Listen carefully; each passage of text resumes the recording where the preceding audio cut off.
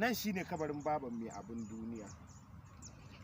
Yadda kika je gidanmu kika zagi ɗanki ya je gidanmu ya zagi mahaifiyata, haka na zo na zagi tsinin gutsun uwarki, na zagi uban da ya haifi uwarki da cuta s ta kawo ki ƙasa. Na gode wa Allah, na kuma gode wa Allah mai abin duniya. In yar hauce ki zo makabarta,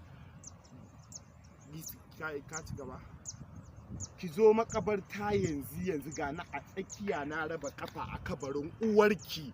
In yar halacce ke cikin uwarki din da nake kai, dan me cin uwarki, dan me cin uwar wannaki, na raba kafa ki zo, ina jiran ki. In kuma ba za ki samu damar zuwa ba, ki gaya mini in fita daga cikin makabarta.